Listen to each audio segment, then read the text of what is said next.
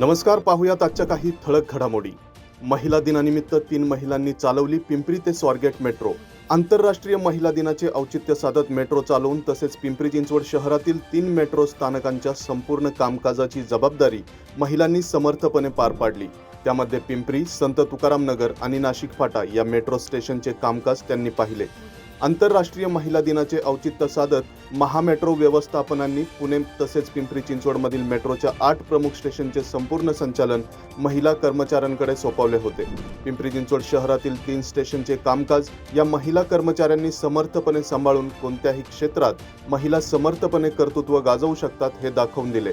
संचलनात सहभागी महिलांनी आजच्या या उपक्रमामुळे आमचा आत्मविश्वास दुणावला असं म्हटलंय। आखाती देशातील युद्ध थांबवावे यासाठी पिंपरीत शांतता रॅली। इराण, इस्रायल आणि अमेरिका या आखाती देशात सुरू असलेले युद्ध थांबवावे व जगात शांतता नांदावी याकरिता संत तुकाराम नगर येथे राष्ट्रीय श्रमिक आघाडीचे अध्यक्ष कामगार नेते यशवंत भोसले यांच्या नेतृत्वाखाली जागतिक शांतता आव्हान रॅली काल संपन्न झाली। या रॅलीमध्ये शेकडो श्रमिक व पिंपरी चिंचवड वासीय सहभागी झाले होते। संत तुकाराम महाराज पुतळ्याचे दर्शन घेऊन रॅलीला सुरुवात करण्यात आली। त्यानंतर पंचशील बौद्ध विहारामध्ये बुद्धांच्या प्रतिमेला वंदन करून पुढे श्री गणेश मंदिरात दर्शन घेण्यात आले। सर्व जाती धर्माच्या स्थळांना भेट देऊन जागतिक शांततेसाठी यावेळी प्रार्थना करण्यात आली। तसेच मृत्यू झालेल्या निष्पाप नागरिकांना श्रद्धांजली वाहण्यात आली। पिंपरीतील 2 दुय्यम निबंधक कार्यालयात सुट्टीच्या दिवशी महिलांनी 37 दस्तांची केली नोंद।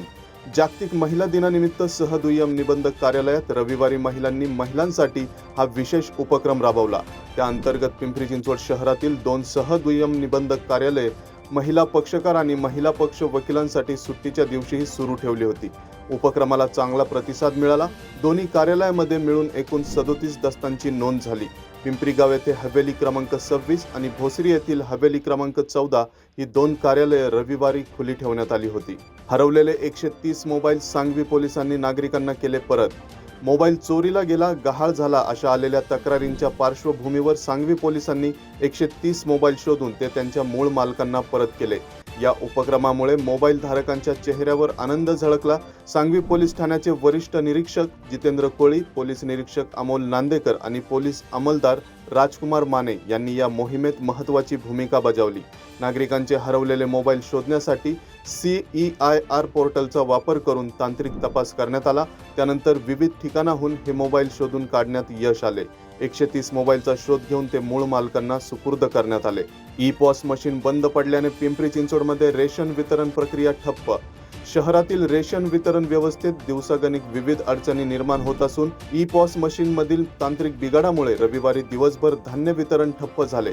त्यामुळे वितरण व्यवस्थेत पुन्हा गोंधळ निर्माण झाला आहे।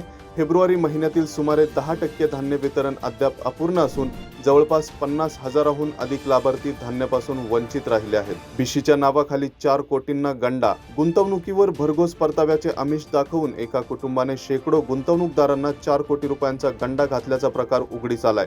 हे सर्व गुंतवणूकदार थेरगाव, वाकड, हिंजवडी व मान येथील आहेत।